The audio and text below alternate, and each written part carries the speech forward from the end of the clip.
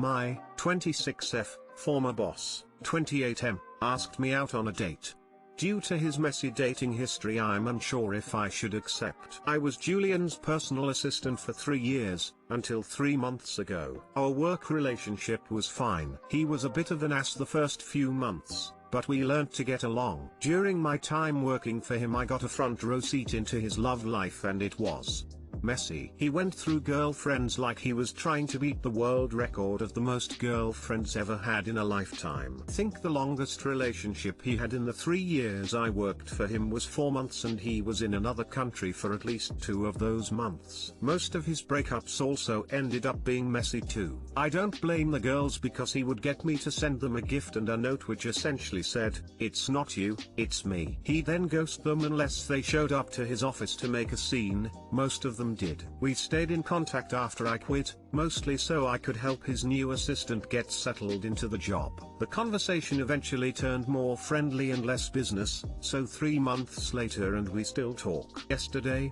he asked me if I'd ever considered going on a date with him. I thought he was joking, so I sarcastically replied, "Yeah, all of the time." Well, he wasn't joking, and he thinks us going on a date is a great idea. I pointed out how messy his dating life is, and he's claimed he's changed and isn't looking to mess around anymore. Obviously, people can change, but I'm not sure how much he could have in only 3 months. I'm friends with his cousin, so I mentioned it to her, and she thinks I should give him a chance. Can someone realistically change in such a short amount of time? Or is he just feeding me what he thinks I want to hear? Shall I give him a chance? Too long didn't read.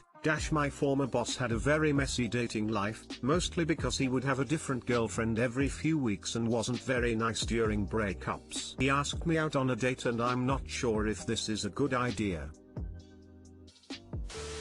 Dude has clearly shown you who he is. What makes you think he will treat you any differently? Please don't be one of those women who think they are special and I can change him. It never works. Hold on to your dignity and seek out someone who is emotionally mature enough to treat women respectfully. And don't be surprised if he doubles down on his efforts to date you. These kinds of guys love the chase. It will feel wonderful, until he has his assistant send you a note that says, "It's not you, it's me." It's definitely him, but he's radioactive, sis. Steer clear.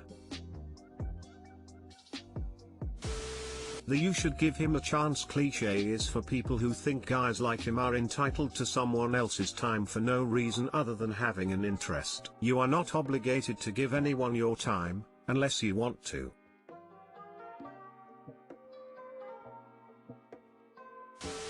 If it's not 100% "oh hell yes, let's do this," it's a no. Do you like him? Do you want to date him? I'd start there. Go with your first instinct. You're right, it's highly unlikely he's changed in 3 months. My GF, 22F, says that she will start having sex with me if I, 22M, come back. So I've been in a relationship for almost 4 years with my GF. I have posted on this board before seeking advice about my problems, and the feedback made me break up with her a month ago. The biggest issue was that I didn't get the warmth I needed. I love cuddling and kissing, but she was never that into it. I can't really remember the last time I came over to her and she just started doing something passionate with me. It was always I who started the touching, kissing, etc. We also didn't have sex for the duration of our relationship. I went down on her all the time. I got maybe 5 hand jobs, but that's it. At first my love was stronger than the need to have sex, but over time the hormones started doing their job and it was very hard for me. I talked to her many times about it. At the end of the relationship it got so bad for me that I almost begged while crying. It was a painful time for her too, because her dad recently had a stroke, so that's how I excused her in my head. You people advised me to break up with her,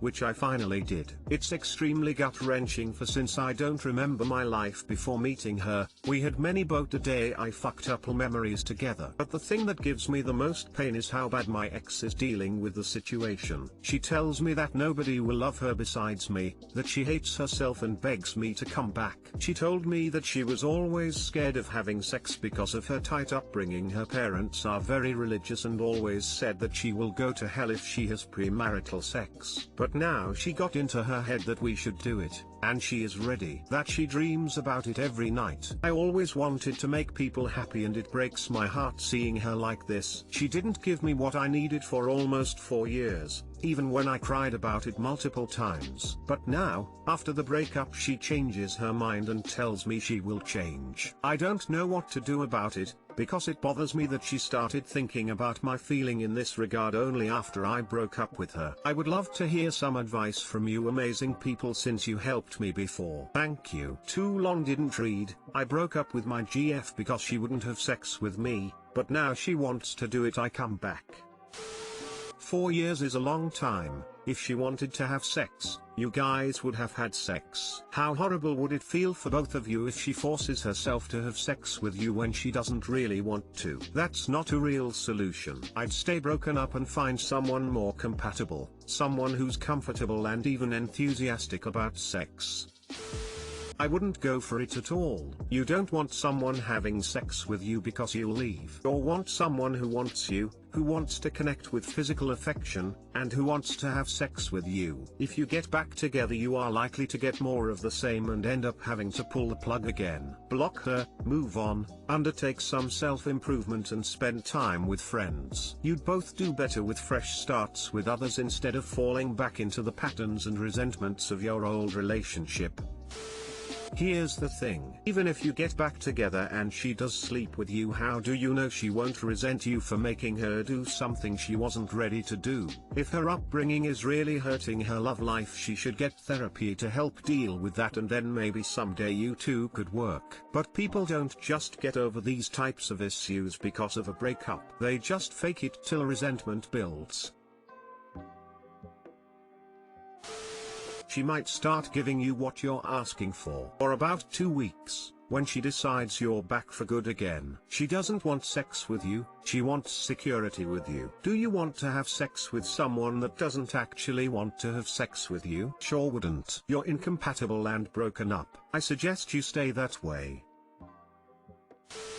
I've been in your situation. I was with a girl from 15 to 19 and sex just off the cards. I walked away and the promises started, and to be truthful, it took a minute for me to realize I wasn't reading my own story. I'd say stay clear. You've done the hard part, the breaking up. Let yourself heal and move on. There will always be issues there, and if you go back later on down the line, the "you're only with me for sex" arguments will start. Find someone you're on more of a level with, and who wants to experience the same things in life as you, and who will be on the same sort of intimacy level of you. I know it's difficult to walk away, but the hard part is done now. Just block her on social media etc. and don't engage with her. Over time she will heal too. But for me, I've always found that to be the best way. There's light at the end of the tunnel, buddy. Why are statements like "I'm sorry, I'm a horrible person" unhealthy? My 19F boyfriend, 23 meters, and I have been together for about 6 months now. Occasionally he says things like "I'm sorry I suck" or "I'm sorry I'm a horrible person to be in a relationship with," and other things along the lines of that. I've tried talking to him about it and saying it's unhealthy and to me seems manipulative, but I'm not good at wording why or trying to reason with him why he shouldn't say these things. Can anyone explain to me why it is wrong so I can talk to him about it with better understanding and put it into perspective for him? Sorry if this is the wrong sub. If you think there's a better place to post this as well, please let me know. Thank you. Too long didn't read. Why are self-deprecating statements toxic? One reason it's unhealthy is because it's all or nothing thinking. A healthy apology would be something along the lines of "I'm sorry I insert incident. That was wrong of me and I understand that now. Next time I'll insert proposed way to remedy future incidents." It allows the person to take responsibility their actions without devaluing themselves as a person. When your boyfriend says "I'm sorry, I'm a horrible person," it doesn't show an understanding of what's wrong. It doesn't allow for responsibility and it doesn't propose any future change. An added difficulty too is that he devalues himself and now attention is turned away from the issue. Also, you probably feel obligated to use your energy to change his mind about his opinion of himself. That's not what an apology should be. It's toxic because they're signaling their intention to continue holding themselves to an inadequate standard. Someone really thinks they're a horrible person, they can at least put themselves on the path to improvement. Because these statements shift focus away from the problem and onto his ego. So instead of dealing with issue X, this kind of melodrama is going to push you towards soothing him. I'd probably look into why that seems to be his response, what he's feeling when he says things like that. So that conversation would go roughly, I wanted to talk about a problem. I've noticed that frequently when there's an issue, like example, you'll say something like, I'm sorry, I'm a horrible person to be in a relationship with. I've found that this often derails the conversation I'm trying to have. So instead of working together on a problem, we're focused on these feelings. So where are these feelings coming from? What's going on with you?